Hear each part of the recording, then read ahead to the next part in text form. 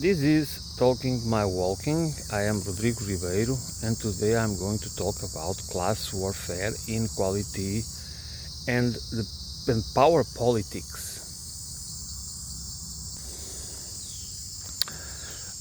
For many,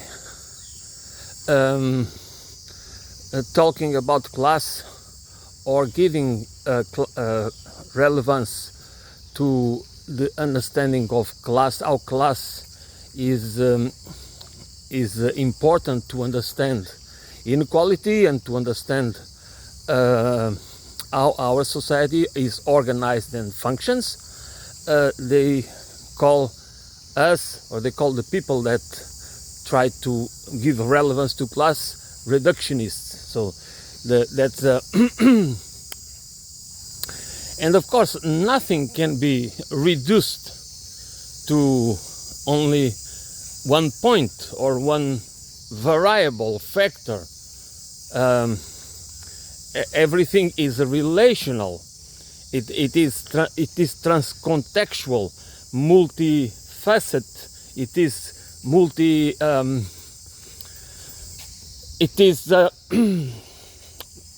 and that what I want to say is that everything needs to be understood in a holistic way, in relation to each other, and how they affect and how they are used. Because class warfare, for example, can be through identity politics. You might not understand it, you might not figure it out, but we can have class warfare through identity politics, through many other ways that make people do not see the relation, and that's why we need to understand everything in a holistic way, because that's the only way that you can have it's impossible to have a full picture. None of us is able to fully understand anything. There is always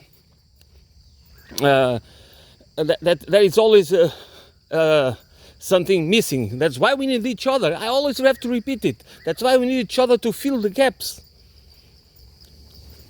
We cannot expect that one single person or one single school of thought or philosophy give all the answers, because it doesn't work like that. And we should not all the time go to the past because you see so many lectures, so many speech, so many talks, so many interviews, so many this, so many that, but people need to focus to understand the recent past and the present. I understand that is important to look into the history and use that knowledge to understand the present. I know that. I'm totally conscious of that. But what I think is missing is that we need to understand class war, to understand the inequality of the present, in the class war that is waged in the present, and we need to find solutions to how we can fight back and organize and unite to build, to have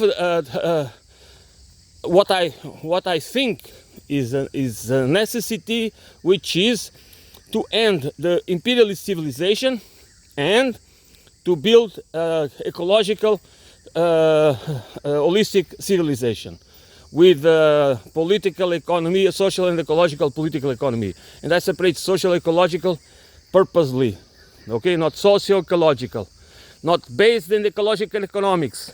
It's not about ecological economics.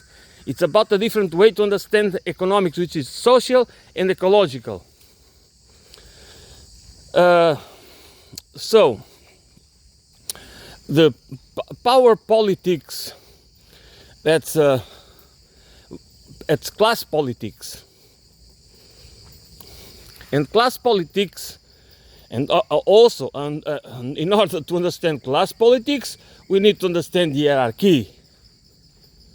And we need to understand that hierarchy is not only about a position in society, a role and a position in the societal ladder.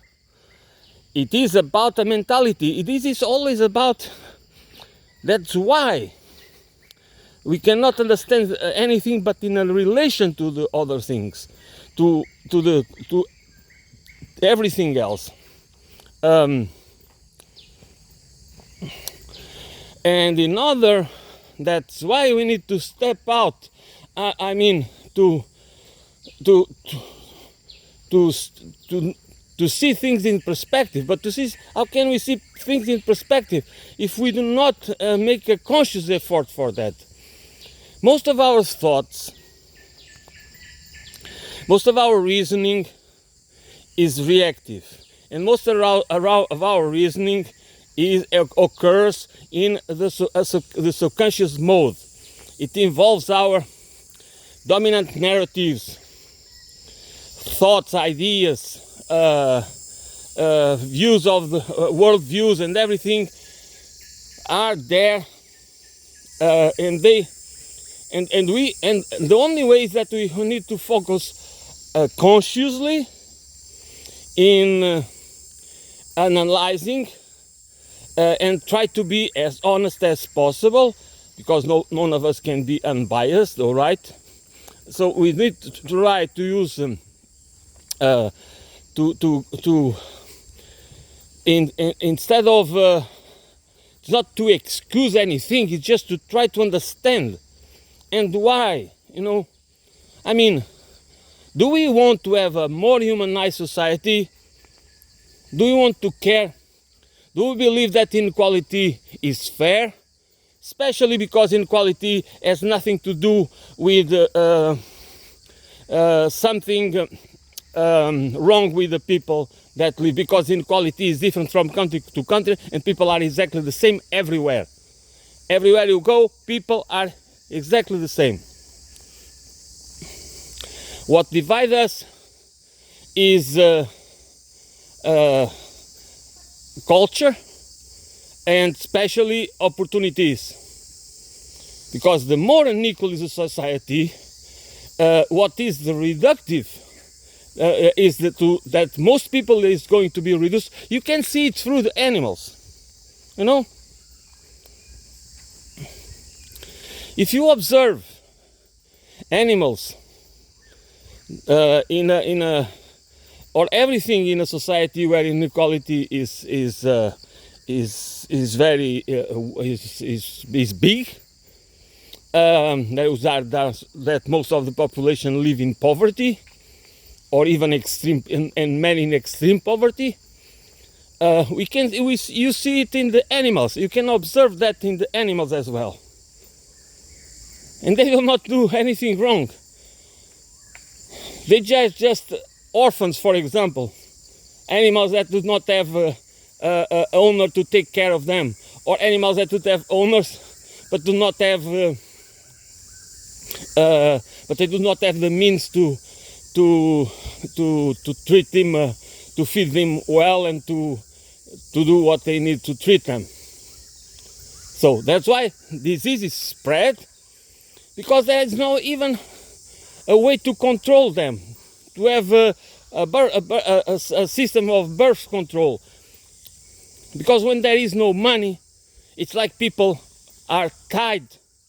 There is no money. If there is no social services, universal basic services assured by the state that are functional, that people understand the importance of them, there is and people are reduced to sell themselves cheap, to sell their labor cheap.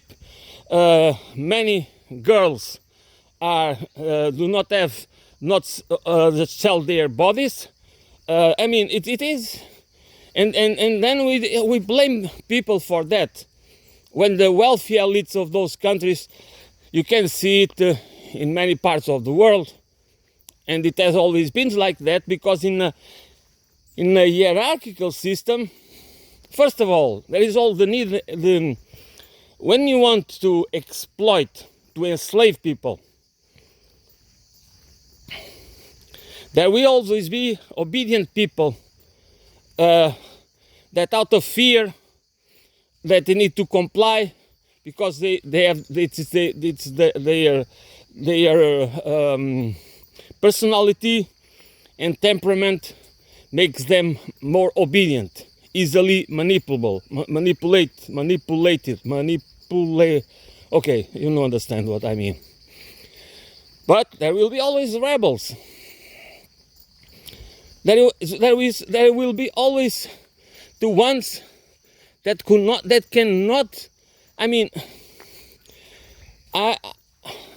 injustice or justice is one of the is morality. Morals is about justice. Okay, it's not about that's the need we feel for justice. That's the sadness we feel when we are confronted with situations and cases and systems that are profoundly unjust. It's not about morality. Is you know, that's why there are a hierarchical system, which is the basis. You can, in order to have a class system, you need to have a hierarchical system, and there is, and in order to justify it, you need to create a meritocracy, a meritocratic rule, meritocratic morality of meritocrat that is not there. Because there is no merit. If you have a child or a dog famish in front of your house, or in front of your garden, or in front of a stall, or whatever it is, where people are eating, or the smell of the meat being grilled in the charcoal is just, and they are really, and you do not feel, and if you do not have the empathy to share with that animal or that child or the human being, adult human being, doesn't matter, just child, it's more, what are you? What kind of merit do you have? Even if you are the best engineer or the best whatever people believe it's best in this world. What's best is to be human. And there is no society, there is not a good society that does not humanize us. And the society we have dehumanizes us. We might be more sophisticated,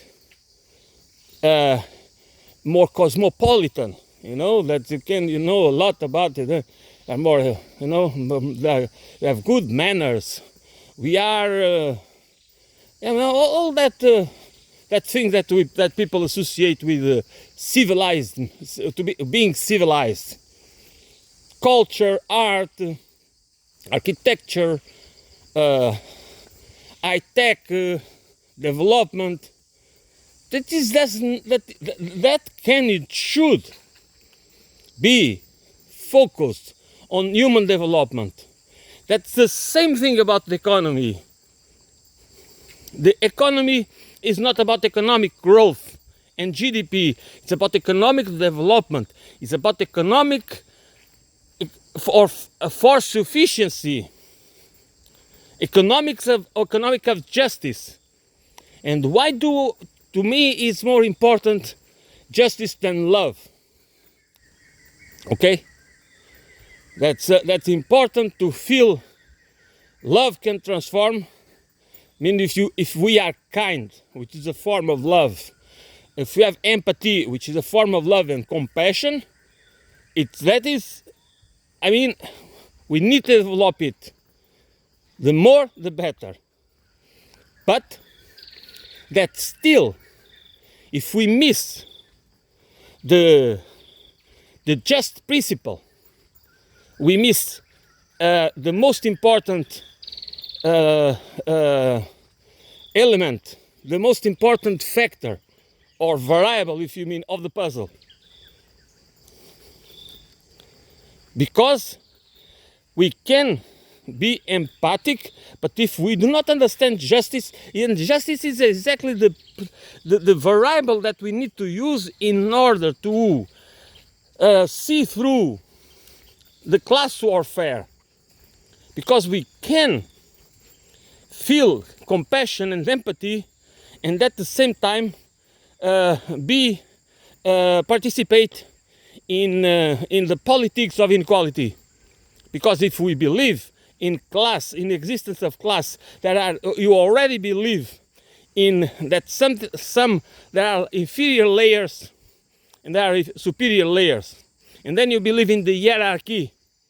And then you see everything through an hierarchy. You look at nature, you look at human beings as to animals and everything else, and you see everything through the lens of a hierarchy, of a categorization that starts on the bottom and goes up. This is always like that. And that's not a mistake. That is a feature of this system. That is a feature of the culture of the imperialist civilization.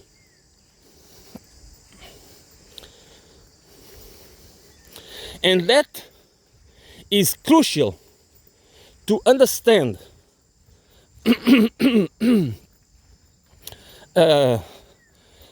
why talking about class is not reductionist, and why talking about justice is not reductionist. We need it to humanize us, because none of us is good or bad in absolute terms. We are a mix.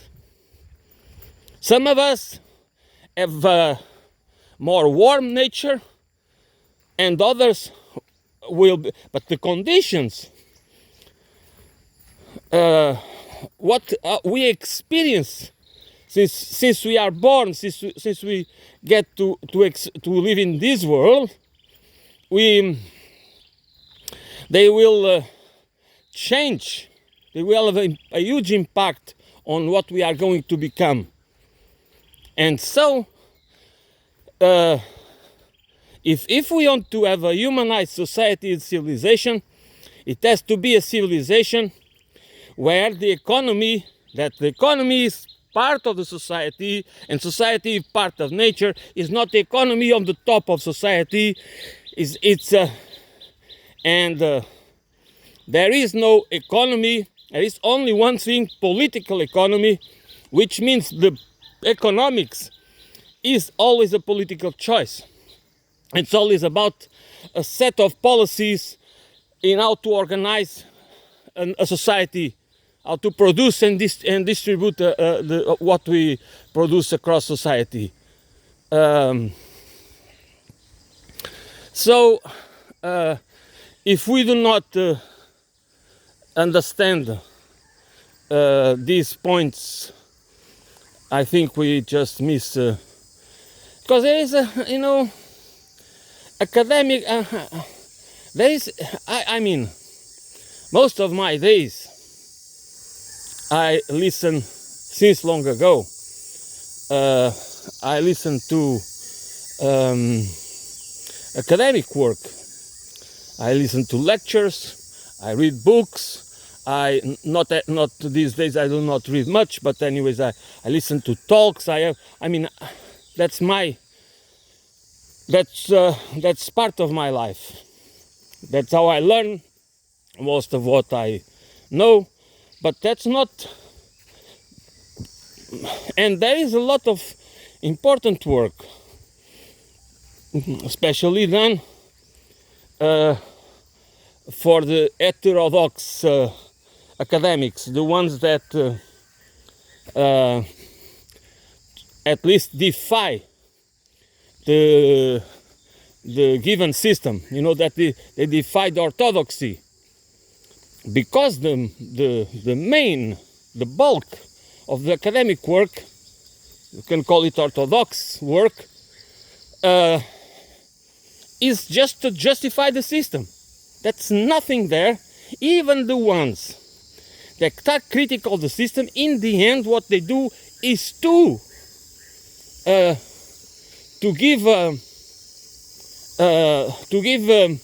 justify. You can always organize, you can always frame a narrative and use the ideas in a way that in the end what you are doing is not criticizing the system, is to justify it. You just use criticism as a way to, in the end, look as if you are criticizing, but you are not really criticizing, because you are going to justify it, because you don't see, if we do not give alternatives, if we do not understand that at some point a system is irreformable,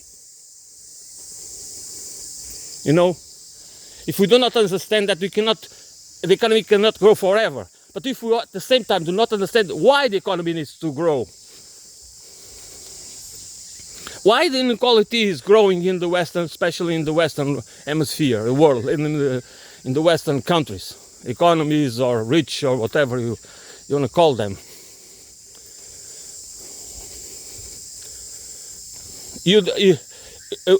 At some point, what do we want?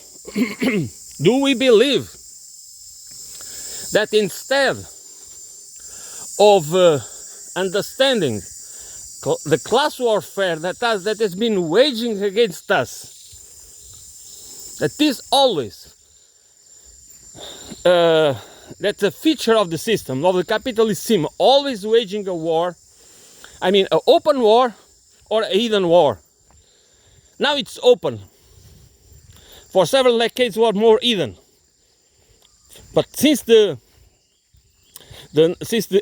start of the neoliberal age, it has been an open war against the many.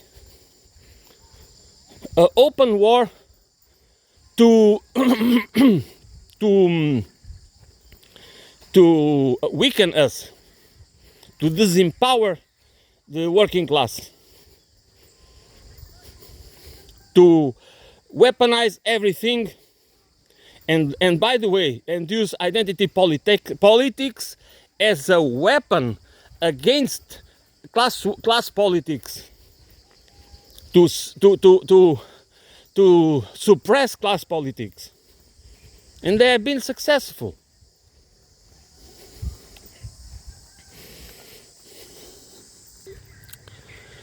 We cannot come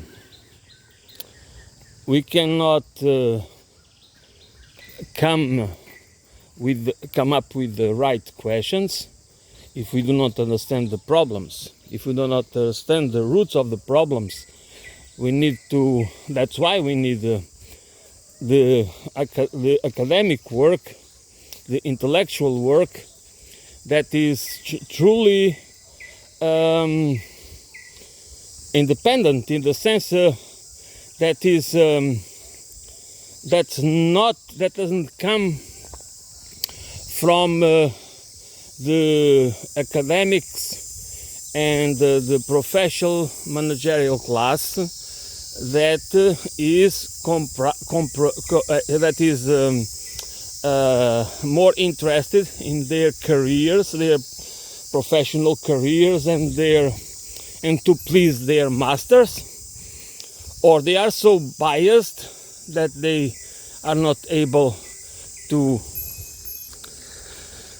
that they do not understand, they might not be able. It's not only a question of being dishonest or being or just wanting to do the job they are assigned to for a good payment, for a good wage, but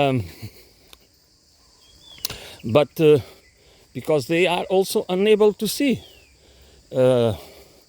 We have to understand that every human being, it's always indoctrinated, and we are all of us are instrumentalized by whatever that is impossible to avoid it, to be free in this sense. To be totally free, it is just impossible. But there are the others that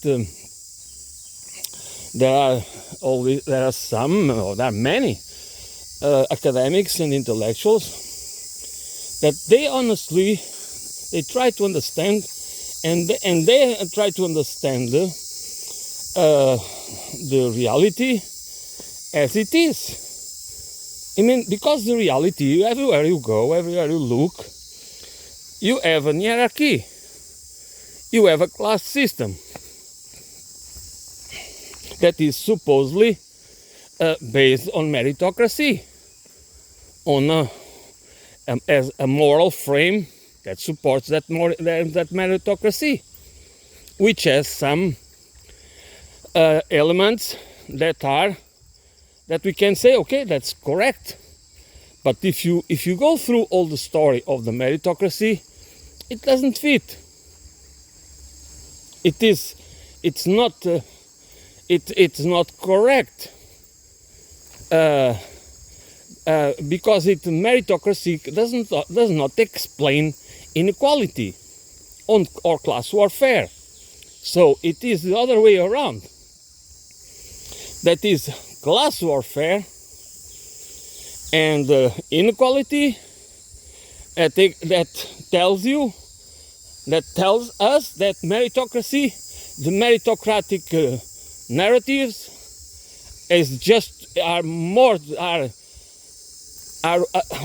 are the way to justify inequality and class warfare. So the ones that dedicate their intellectual energy to try to understand how this system really works, and the system is a complex system with many subsystems, but the main subsystem, it's the most important one. Besides there is the military, but everybody knows and understands what the military is about. But very few understand the other important leg, which is the financial leg, the banking leg, that controls money, that controls the creation of money, the flow of money, where the money goes, to which ends it goes, and that creation of money, you need to understand that creation of money is used as leverage to empower who? And the purpose of the military is for what? Is really that the military is to defend our borders, our sovereignty, the sovereignty of our country and nation and state? Or is it in many cases just a tool for imperialism? And who are the beneficiaries of imperialism? It's not the common citizenry. Sometimes the common citizenry benefits for a while, but in the end it will have to support it will be it will be asked to pay the bill with their own lives or with the weakening of their economies, with impoverishment, inequality, austerity. So these two legs, there are others, but these two need to be, and especially the economy. We cannot understand the economy, how the economy is organized. And by the way, when I say the economy, it's political economy, without understanding money, without understanding the banking system, without understanding why is the banking system organized the way, why should, because we are so used to have commercial banks everywhere. And now this is online banking and all these modern ways of banking. But the system still is the same. We have a fiat system, and you don't, and we cannot go back to the gold. The gold bugs are as stupid. I mean, they are not stupid. They are also, I'm sorry. They also have an agenda. They are also delusional, some of them. They do not, because just bashing the central banks and the system, the fiat system, is not enough to understand the system, because in my opinion, it is necessary to understand it, why it is like that. Money is the nature of money, because money is a virtual, it doesn't have a real existence, okay? And that's very important that we understand it in order to understand inequality and class warfare. That money is part of the virtual world, and who controls it and who controls and uses it to manipulate and to be used as a weapon for power and control and through wealth accumulation, is a god. Because that's why banking should not it is a sovereign. That's why money is a sovereign, is a matter of sovereignty. That's why it should be a state monopoly, a public good asset, a public not because how can we allow and believe that is fair? And again, I want to emphasize the role of fairness and justice in any analysis. If we want to be, if we care about being humans, and you care about having a more humanized society, and instead of dehumanizing us, in spite of our sophisticated ways of life or living standards.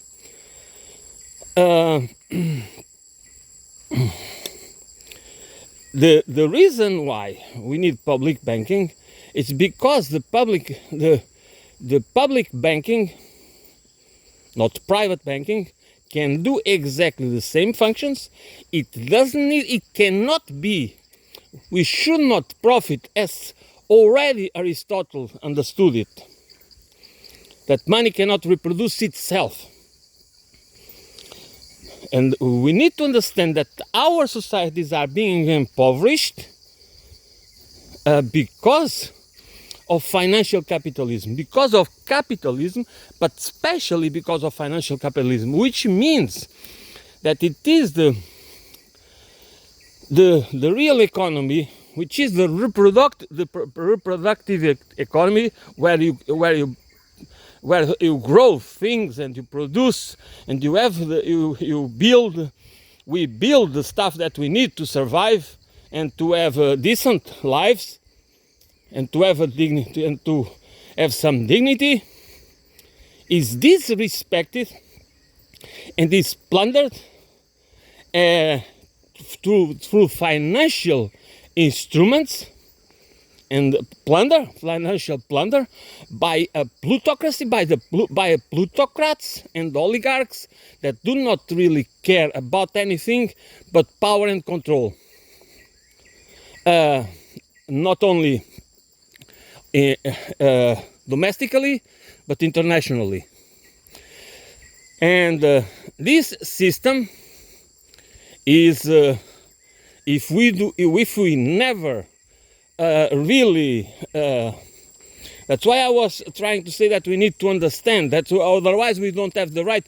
If we do not understand our reality as it really is, we do not understand, we do not come up with the right questions, and if we are not able to think, to equate the right questions, how can we then find the solutions and organize and unite to change? Because it's not about, that's why they want us to focus in technology.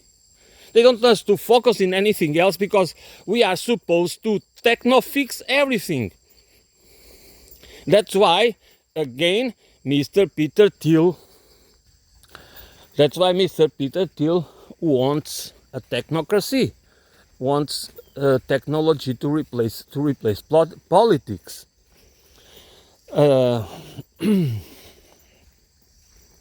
They want private countries. Remember the King Leopold of Belgium, the one that wanted to have a colony, a private colony. What was the name? Congo. I do not remember right now. I think they are inspired by him. These tech oligarchs now, the tech oligarch class, I think they are inspired by that man, that specimen, that psychopath specimen that was responsible for the heinous crimes against humanity in what is actually the Republic of Congo. I mean, I think they are inspired, conscious or subconsciously, they are inspired in that idea of the guy that wanted to have a private colony. He did it. It was not a Belgian colony. It was a private colony. I mean, this is what we want. This is what probably what the anarcho-capitalists want. You know.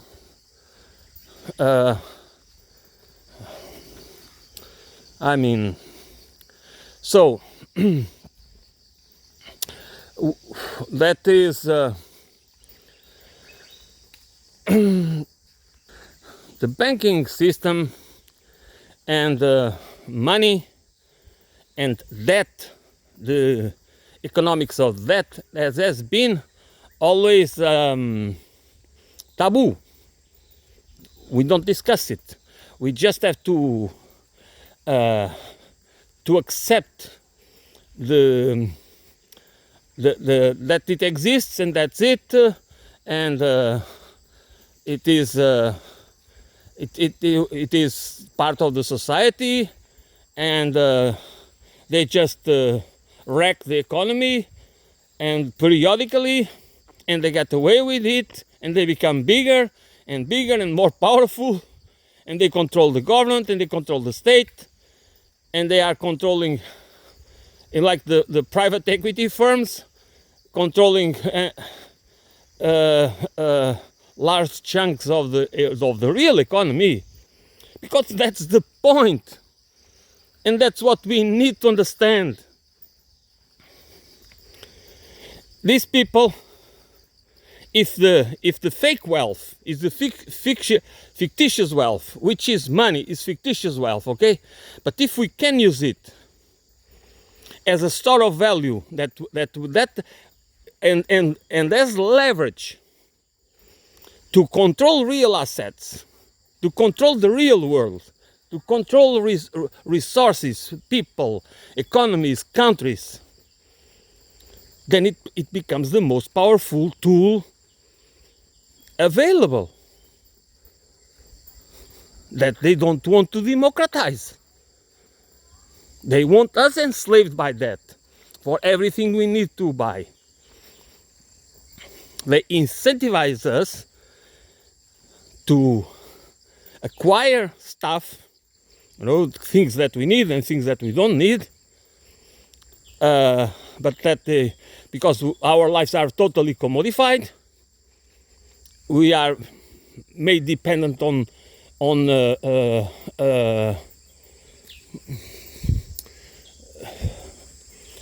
I do not remember right now. We are dependent on convenience, and then they just have the upper hand all the time. And we, instead of many of us, a lot of people just do not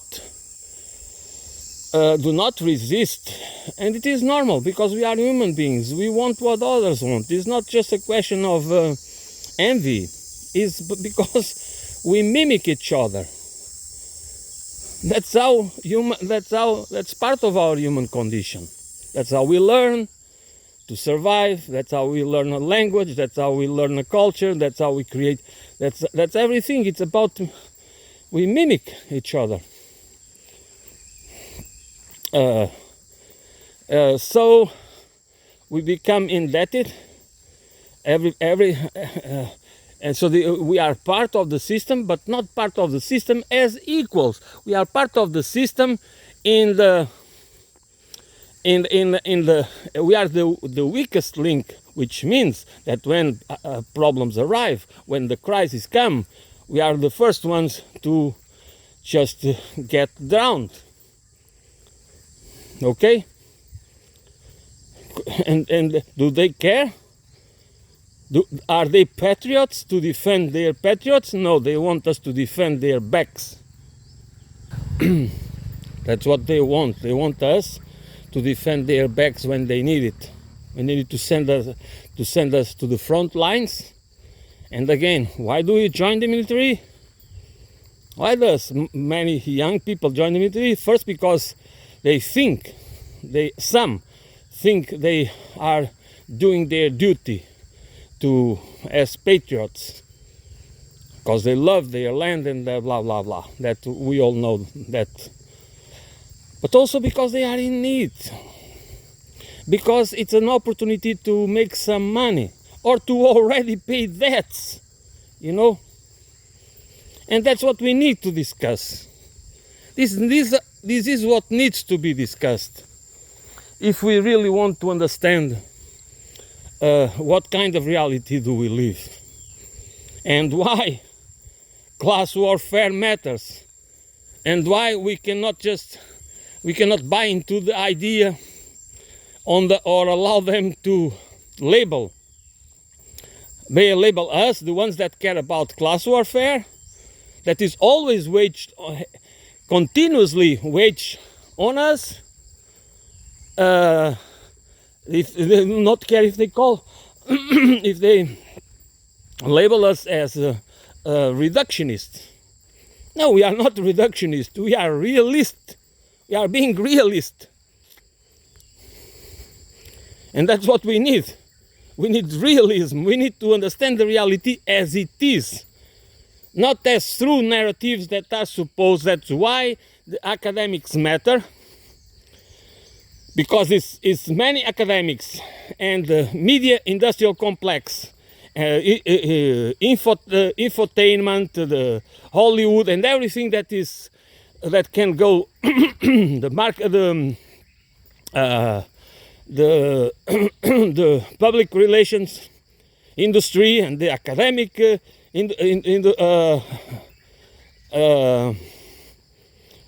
industry as well. If all these are They produce narratives just to confuse us, to divide us, to make us, to really, they are responsible for the stupidity that we call people stupid, but who are the ones responsible to spread the stupidity? Who are the ones that want people stupid, ignorant, misinformed?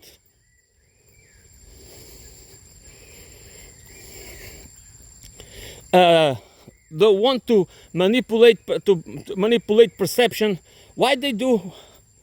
Because they need to manipulate public perception to manufacture consent. They don't want us to see through the fog.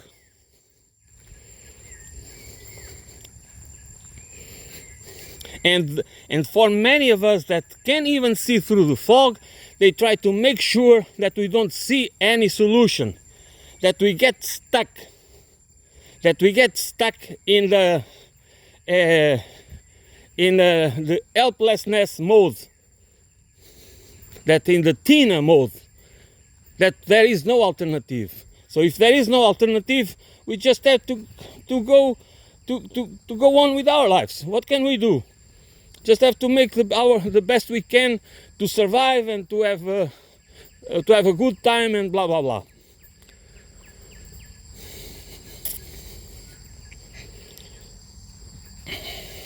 While everything becomes worse, because as everybody knows, the serious problems, there are many problems that they are not even problems sometimes, that we just don't care, they will go away, and they go away because they are irrelevant problems. They are problems that do not matter. But the problems that really matter, like in the case of serious health problems, usually they don't go away. They get worse and worse until that's it. Until there is a fatal crisis. In the case of human life or animal life, the crisis might be death. In the case of the economy and societies, it is collapse. And all complex societies collapse, and they collapse because they do not understand what I'm trying to say, that we need to.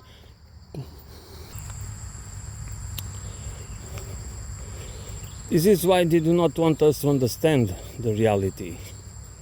Because if we understand the reality as it is, we can organize and unite and fight back. Instead of being, but that's again, that is important to understand reality in a holistic, relational way. Things are interrelated. We cannot just, there is racism and sexism and many other problems. There's problems, but these problems, if we ignore class war, and that's why I started to say, to try to,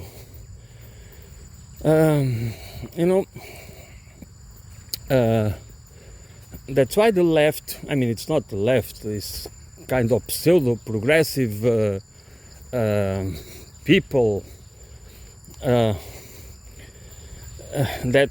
have some left ideas, but they just lose everything by engaging in identity politics, because they just, because if people do not include, class warfare in the analysis, then we just, we just it's like the same thing about the environment.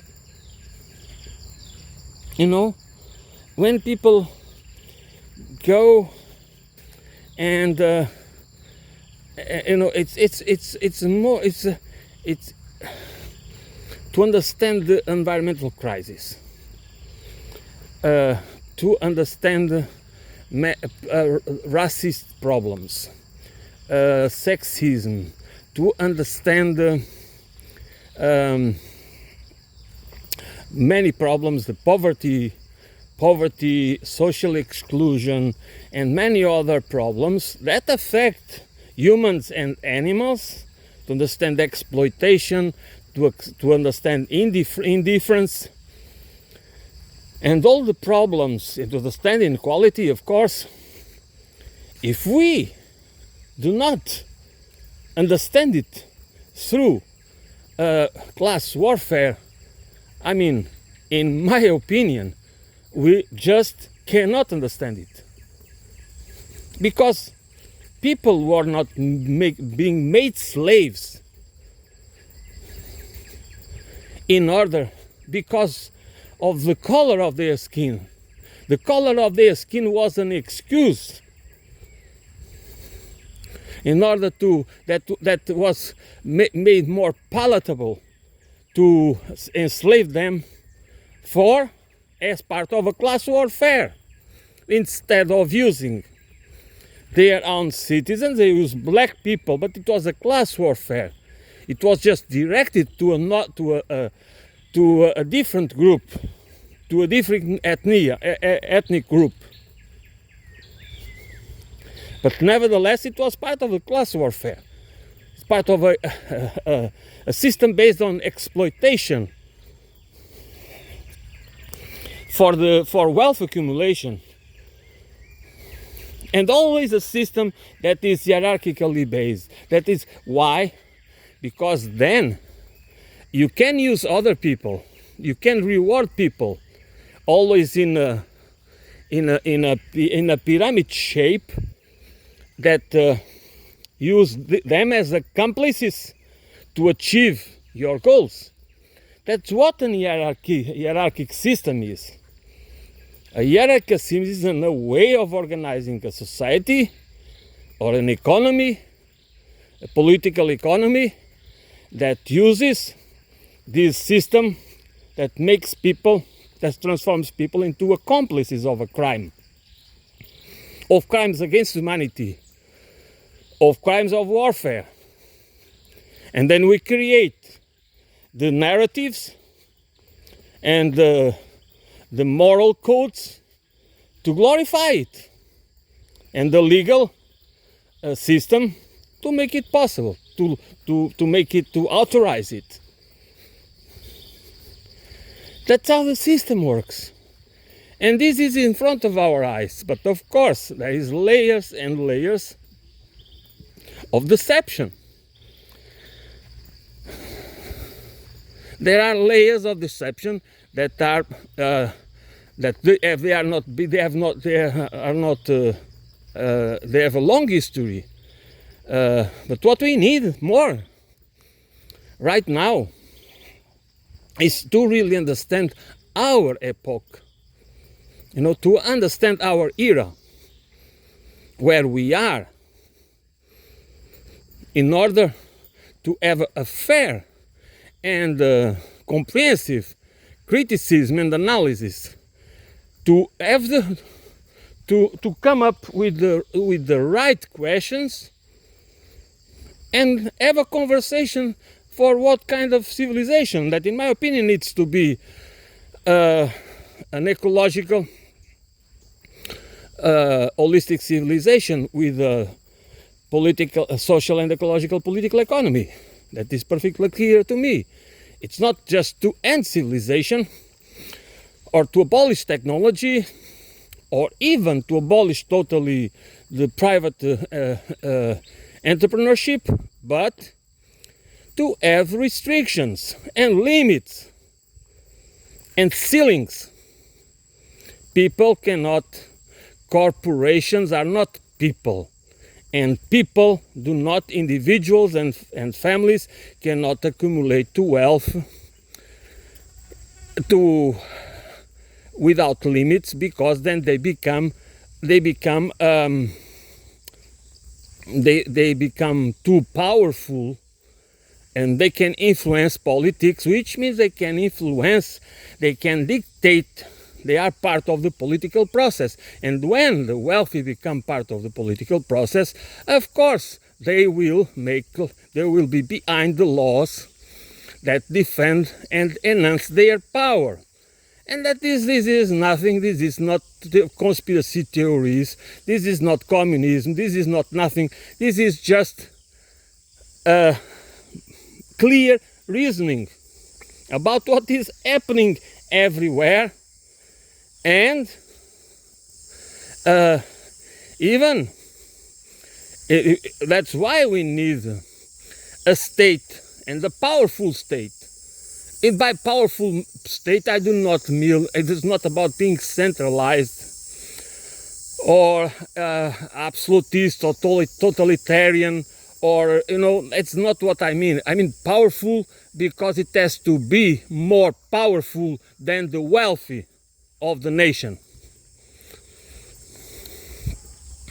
Otherwise, you never have nor a democracy nor an autocracy.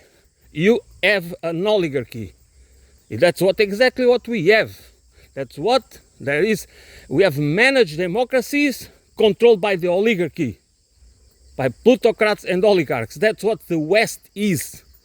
Liberal democracies, liberal capitalism is ruled by the oligarchy. This is the reality, and this is class warfare. That's why austerity is a political tool, not an economic tool. And that's why we need to organize to defeat this. Otherwise, we are going, as Clara Mattei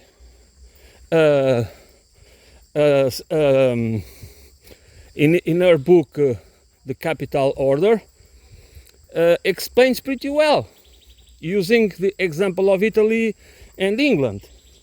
They're going to have fascism. Austerity breeds fascism.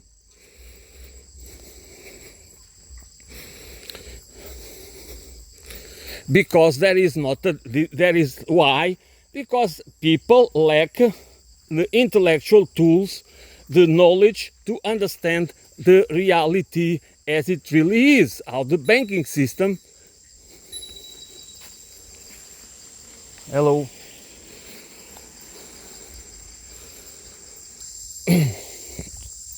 how the banking system, banking and financial system is holding us, it's enslaving us, is controlling the total. It's a huge problem, and only we cannot expect it to be solved because the right wing parties will never challenge the capitalist system. They will be always to defend the wealthy, because that's their political purpose. They don't want to solve inequality. It doesn't mean that all they want is wrong, for society is wrong. It's not what I'm saying.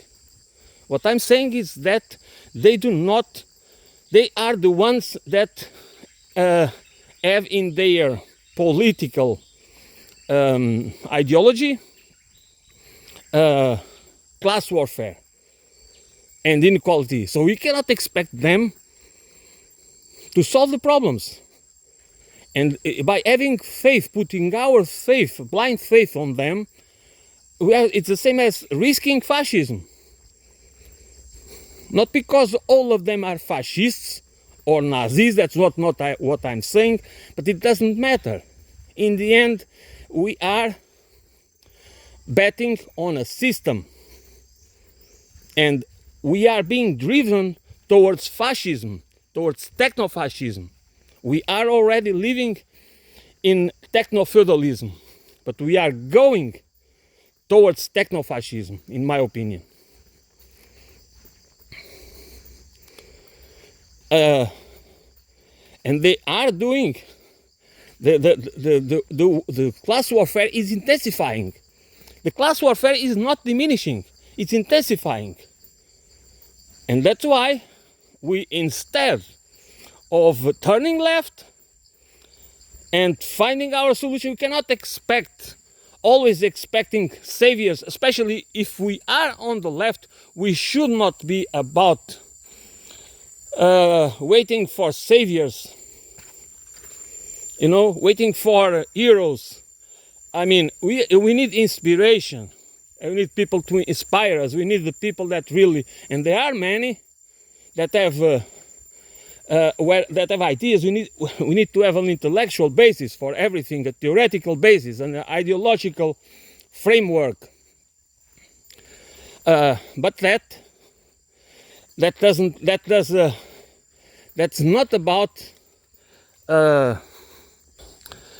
that's not about waiting for saviors. And no, what we need is really grassroots organizations that include everybody. That's not only for working poor, it's for everybody. That understands with the participation of academics and all people of all walks of life, that understand what we really need, what kind of civilization do we need for the continuation, for the survival of the human species, and also to stop murdering the nature. I mean, we cannot continue. The imperialistic civilization needs to stop.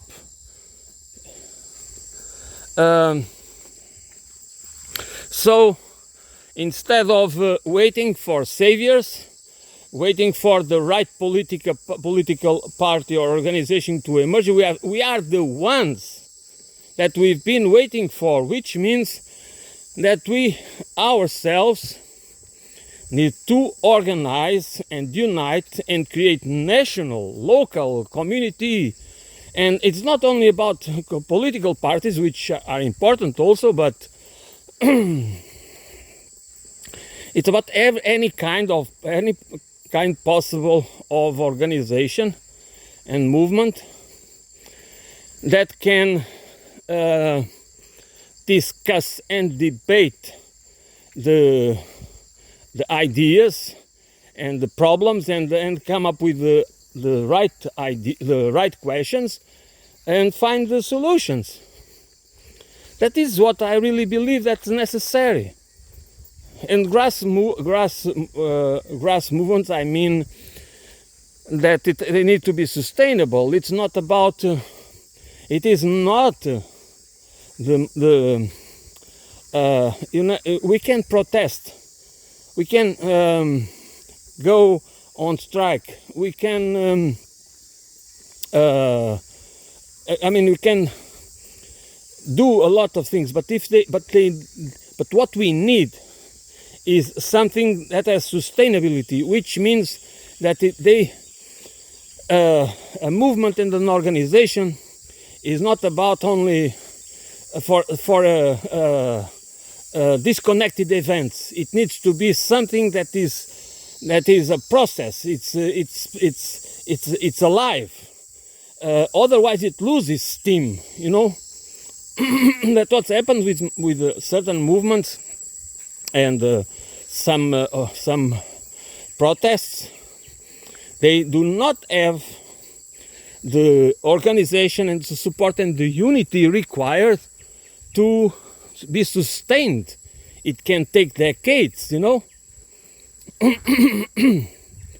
movements and how to organize a movement and organizations that can have an international effect, which I mean that we need to.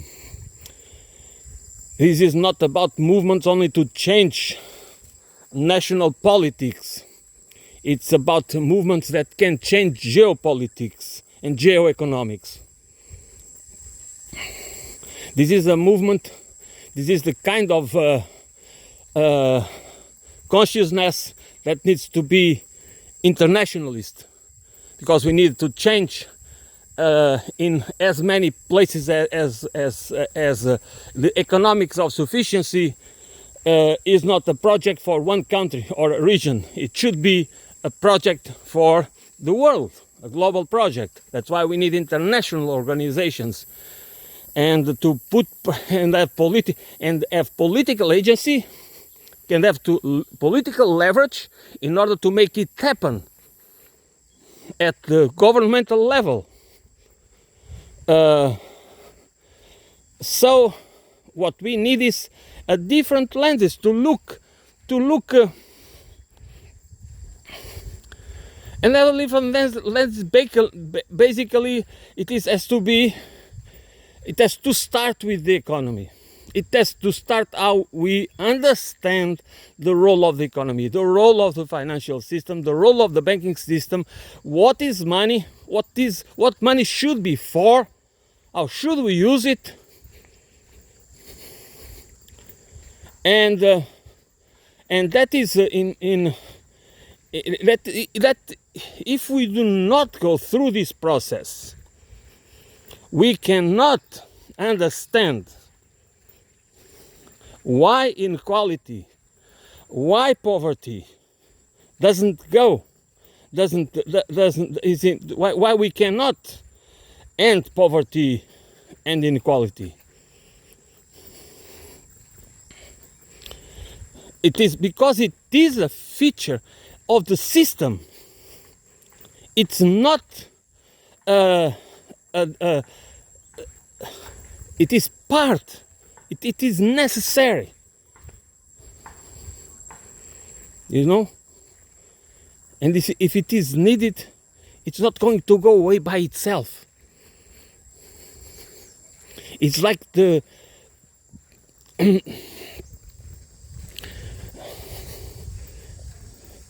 and we cannot just accept it as because we always have these kind of slogans. Oh, there always will be poor, and this and that, and the inequality. It's impossible to. No, actually, it is not impossible. That is.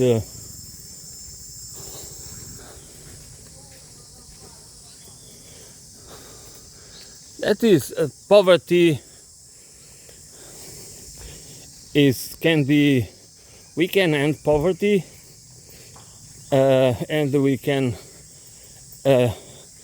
end inequality, and it is not about, that's not about that everybody is equal, and it is not about exactly, I mean, this is about of leveling the playing field,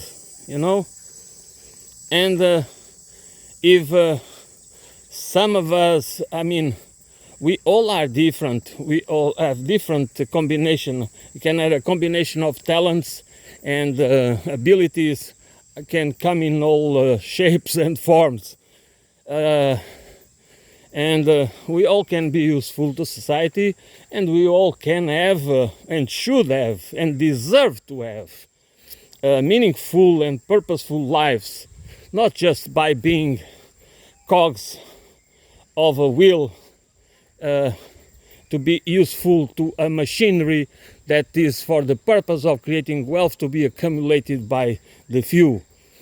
That's not the purpose of a society. That is the purpose of a sick, dysfunctional society. That's why we have an imperialist civilization. That's why we need to end it. And it's not that difficult to understand it, but we need to go through the process of a conscious process of understanding it. And that's the difficulty, because we are all bombarded all the time, everywhere, with the opposite ideas, with the opposite narratives that want to defend, promote, to make sure that this system keeps going on. They do not care. The ones that really are at the steering wheel, they do not care who they sacrifice, people, or what they have to sacrifice to achieve their goals. From the merchant class of the early mercantile capitalism, to the industrial capitalism, to agriculture capitalism, to financial capitalism, the game is rigged in their favor. It might not be acceptable for us now to have child labor, but it doesn't mean that we do not have still have unjust and awful ways of enslaving and exploiting and manipulating people for the purpose of extracting more from them than what we give back, for the purpose of keeping them in line through manufactured scarcity. And by using the myths of the entrepreneurial class and the meritocratic value system.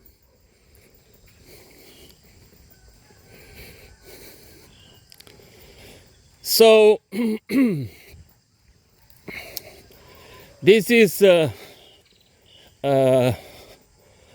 what I wanted to say today. I mean, I never know how it just comes. It's just the way it comes, and this is a conversation. I mean, this is I do not pretend to have the answers. I just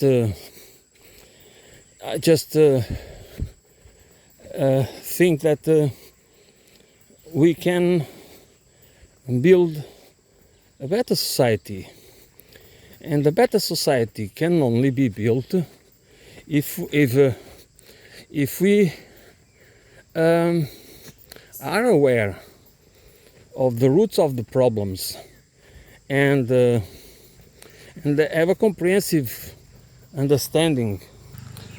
And we have a comprehensive understanding of the roots of the problems and how they are related to each other in a way, because a humanized society and a humanized political economy will transform us the same way we are transformed from the economy we have, or are dehumanized by the economy we have in many forms and ways. We can be rehumanized. We can become, because compassion, empathy, solidarity, cooperation, reciprocity, those things are not acquired. Some of us might have more of it than others. And there will be always psychopaths and sociopaths, and narcissists, and hedonism will be always a thing. But I have no doubts that a system, the system that we have to adapt, that we are conditioned to adapt to, transforms us into what we are, which means that we have If we have a more humanized system, we will become better human beings, because our behavior, our habits, our attitudes will change for the better, because we are going to be the point is there will always be the need to have a reward and a punish system. Okay, each society always have to reward certain behaviors and punish others, in order to have, because there is the need to have rules and regulations, and in our case a body of laws and the separation of powers, and that and of course what we reward and what we punish, that's what conditions our behavior. And if we have a rewarding system that rewards empathy, cooperation, compassion, solidarity, reciprocity, that I'm absolutely sure that we become better human beings, because that's we are, that's what we will be cultivating, because that's the kind of thing that we are reinforcing, and part of the narratives, part of the economic system, part of our social and cultural life, and that will reinforce the behaviors. There is nothing to do with the human condition, because the human condition is plastic. The human condition can adapt to many things. This is about creating a system that rewards the right behaviors, not the behaviors that dehumanize us, in spite of our sophistication. That's all I always try to see people. Oh, we are so sophisticated, we have so much this. No, but it doesn't mean that we are not humanized, and that it doesn't mean that we are not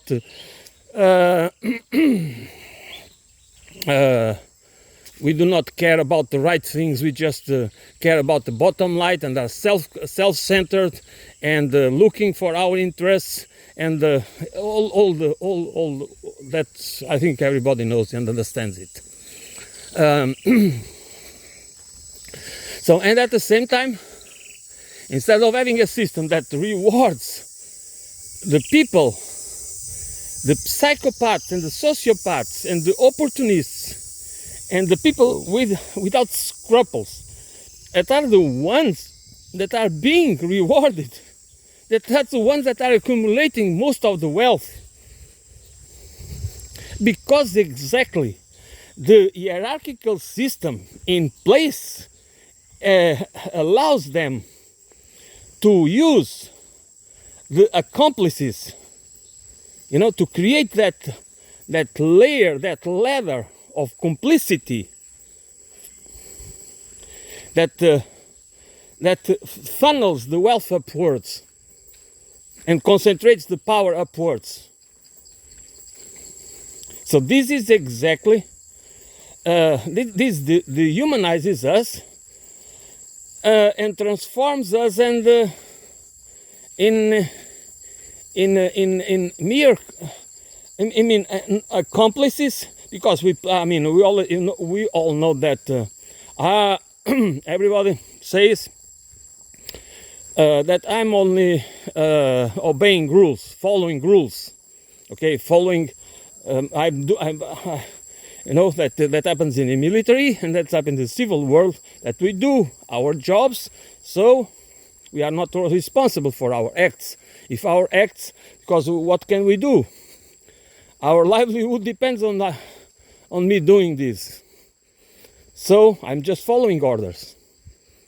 So, and this is a perverse system to the core, requiring blind obedience and submission to orders because they come from a superior. It doesn't matter the consequences. So we are just, this is an insane and dysfunctional and dehumanizing process. This process dehumanizes us.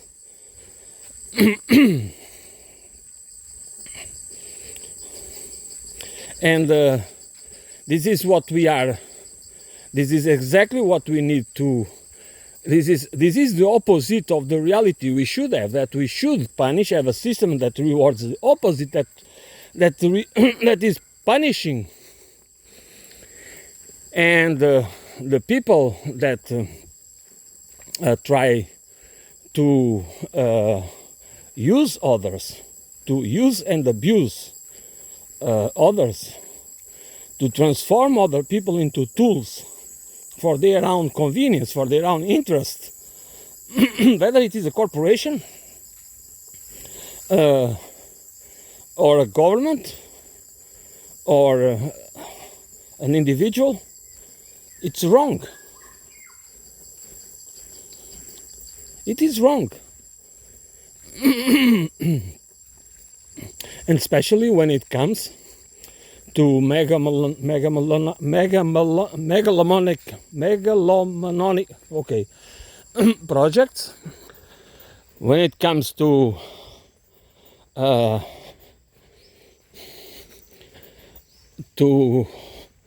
people that want to build empires and want to conquer, and they use narratives that usually demonize other peoples, while and want us to follow them, and always using the same hierarchical system of obedience to make difficult to disentangle this chain of power. Okay? That's what it is about. And you are punished if you disobey.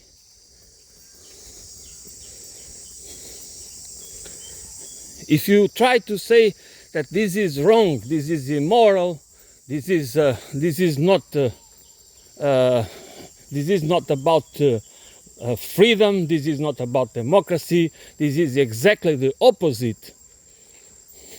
Because now it's freedom and democracy, and before, a few centuries before it was about Christianity. It was about civilizing the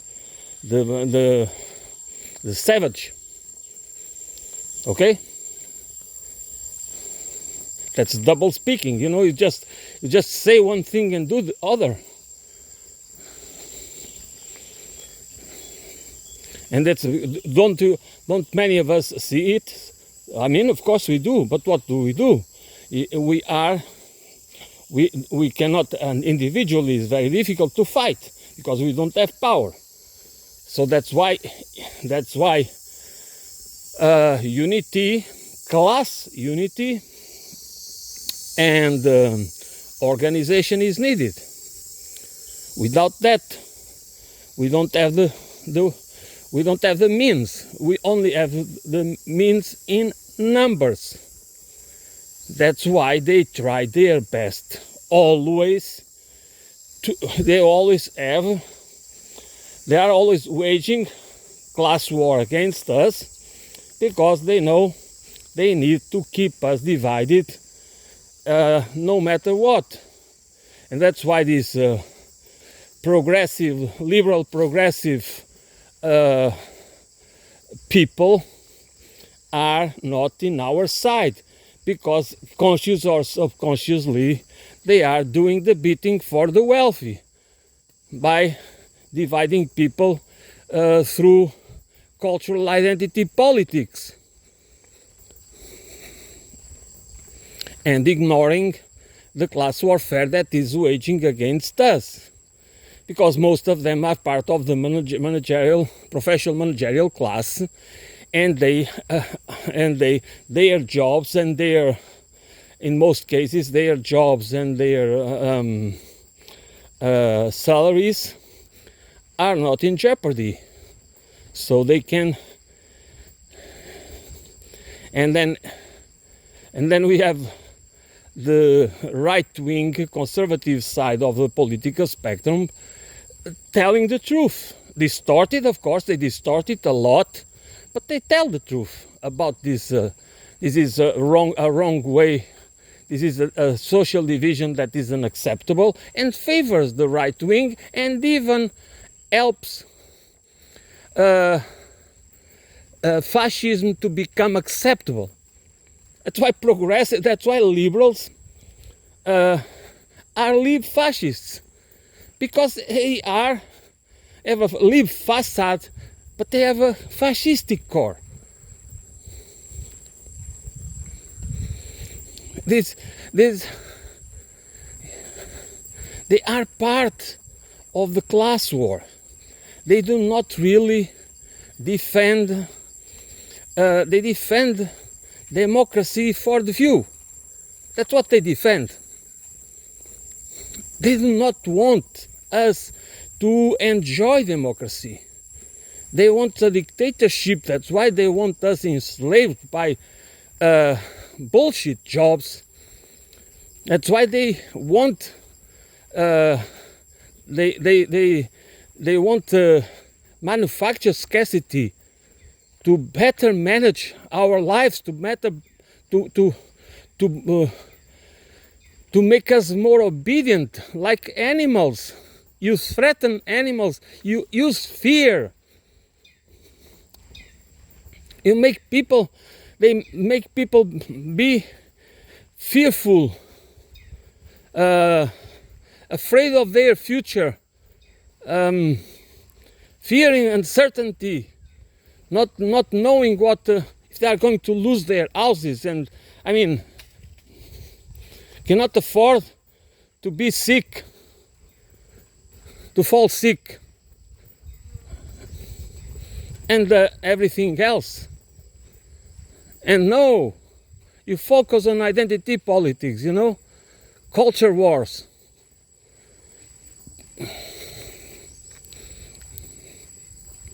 It's not about the rights of people to decide about their, whatever. I would never interfere with the decision of a person about their personal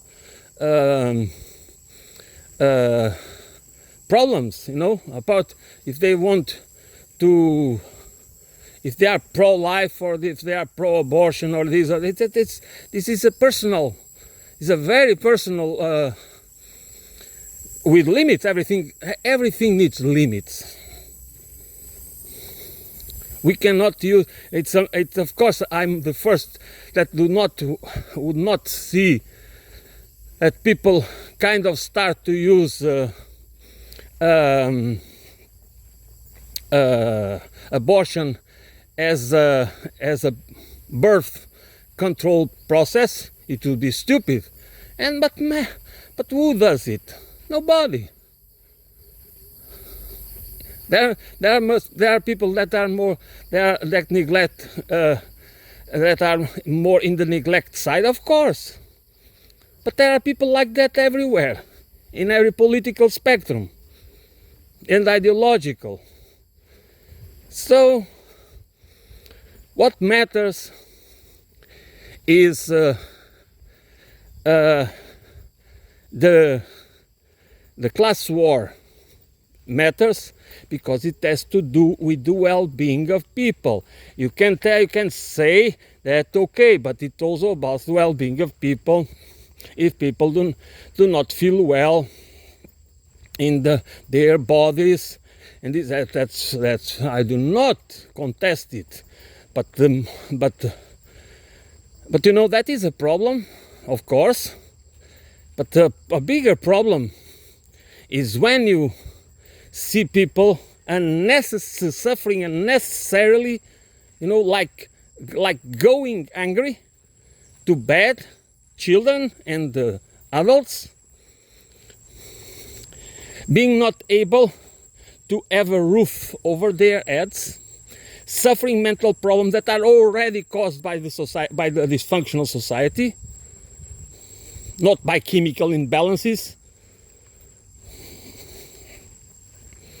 And if you just accept this as normalcy, this kind of inequality, of growing inequality as part of the normalcy, and you try to make people think that that's the only problem that really matters is the culture wars and the identity politics, I'm sorry, but that's wrong.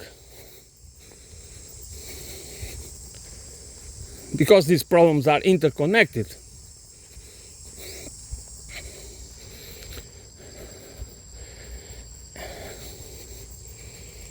And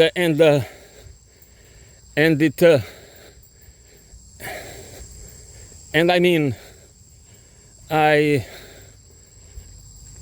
think that we cannot just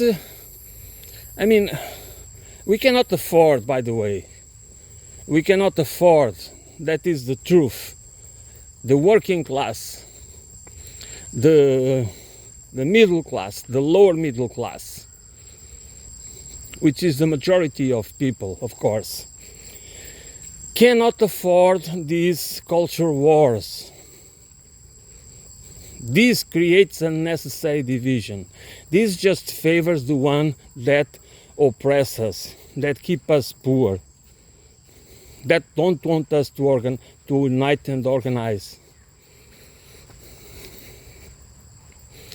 They do not care. They do not really care about these issues of gender and sex. They really do not care about that. They use that. They are smart. They use that as a political tool to instrumentalize people. That's what the right wing is doing. That's why the conservatives and the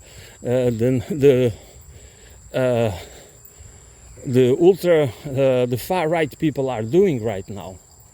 And that's why people are bending towards fascism without understanding that is not going to be, that is not going to save them, that is going to be to make their lives even worse. But of course, we need to be prepared to fight, not just to go out and protest and go back home, but to have a steady, stubborn, to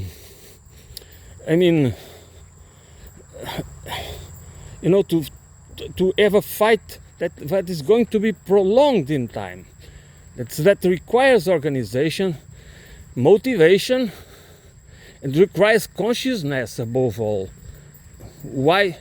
About being the right thing to do, based on facts, not based on delusional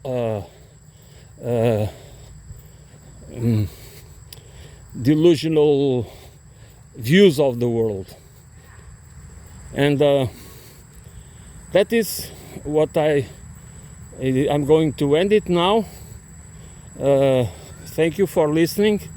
I will be back soon.